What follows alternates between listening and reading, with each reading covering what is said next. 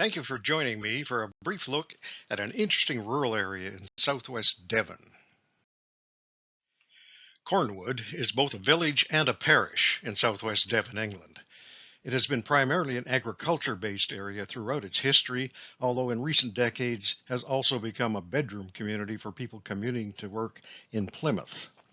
Almost half its area is farmland that sits below the uplands of Dartmoor, a generally barren area underlain by a granite massif and covered by extensive peat bogs. Dartmoor was an ancient populated region, having been partly occupied for several thousand years, at least as early as the Bronze Age. The region contains a very large concentration of Bronze Age remains, including areas that were under cultivation when the past climate was favorable for such activity. By the turn of the last millennium, during Roman times, the climate had changed and the population of Dartmoor had basically moved on. Because of its austere landscape, Dartmoor has become the source of legends and myths, of pixies, of a headless horseman, and a pack of spectral hounds. For example, it inspired writer Sir Arthur Conan Doyle to imagine the Hound of the Baskervilles in one of his Sherlock Holmes mysteries. The parish church, St. Michael and All Angels, in much of its present form, was dedicated in 1336. An earlier and smaller edifice likely existed prior to that date. Diocesan registers record that John de Langford was instituted as rector about 1257. Major restoration and improvements were done all the way up to 1875. In the past, the church was the central gathering place for the community, and the parish's well-off members had primary roles in supporting the church and assisting other residents. Until the time of the passing of civil registration laws in England in 1837, all baptisms, marriages, and burials were administered by church officials, and the churchyard here is where all burials were done. Unfortunately, the registers for baptisms, marriages, and burials, along with many other parish records, were destroyed in a fire in the church warden's house in 1685. Consequently, there is limited written information on residents prior to that time, other than a few remnants of bishops' transcripts, wills, and land records. Cornwood is the site for 4 great houses or manors and their estates. 3 of them were mentioned in the Domesday Book in 1086, Blatchford, Cornwood, which is known today as Delamore, and Fardell. None of the original buildings are, of course, still in existence, although parts of them may have been incorporated into later construction. Blatchford Manor is listed in the Domesday Book, divided under 2 tenants-in-chief, Audel of Totnes and Robert the Bastard, a possible son of William the Conqueror. The oldest part of Blatchford, which is a miner's stable, was built between 1550 and 1650. The basic fabric of the present house dates from about 1690. Other additions and renovations were primarily completed in the mid-18th to the mid-19th centuries, although there have been modernization efforts through to present day. Delamore Estate, which was, as I said previously, called Cornwood, was part of the Devon holdings, including 79 manors, of Robert, Count of Mortain, a half-brother of William the Conqueror. The present house at Delamore was built in 1859.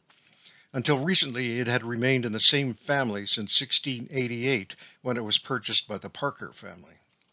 The grounds are open to the public for an annual arts and sculpture show.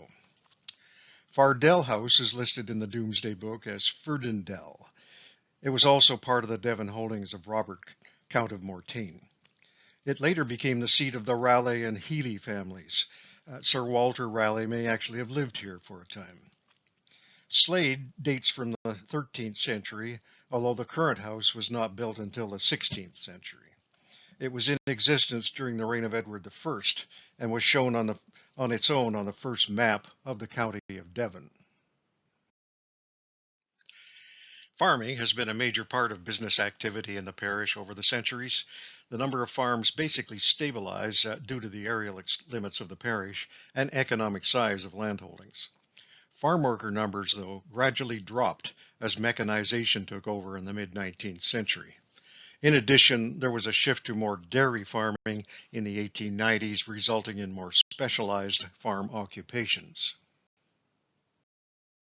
China clay mining has been active in southwest Devon and Cornwall since the 17th century.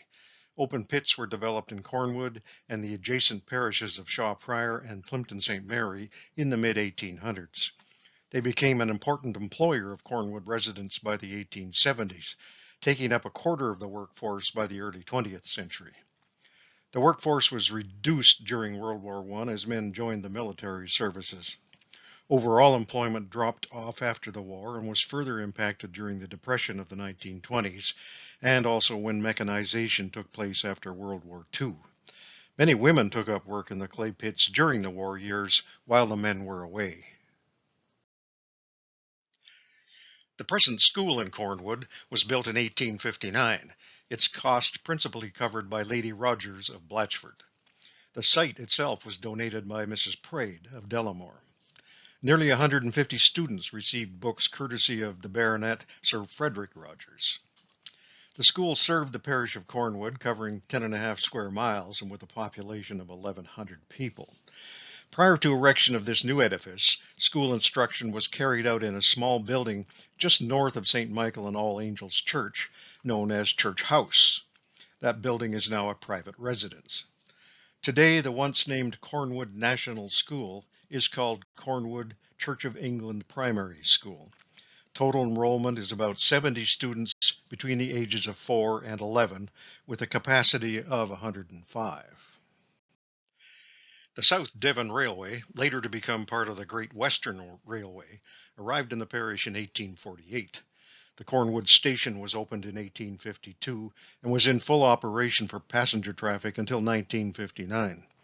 The line was a 7-foot broad gauge, but was converted to a slightly wider standard 7-foot 1/4 inch gauge in 1892. The new line allowed Cornwood residents to become more easily connected to other communities, especially the city of Plymouth. Commodities could be brought into the area and products shipped out, including China clay. The new line also brought a few new jobs to the area. According to the 2021 census data, the population of Cornwood Parish is mature, with over 53% aged 50 years or older. Over 17% of residents have a secondary education level, and over 37% have post-secondary degrees. Over 57% of residents are in supervisory or management positions. Unemployment in the region is less than 2%. Over 82% of residents report their health as being good to very good. Over 95% of residents were born in the UK, and over 73% of them own their own home. So why am I so interested in Cornwood? Well, many of my ancestors lived in the parish for at least the last 500 years.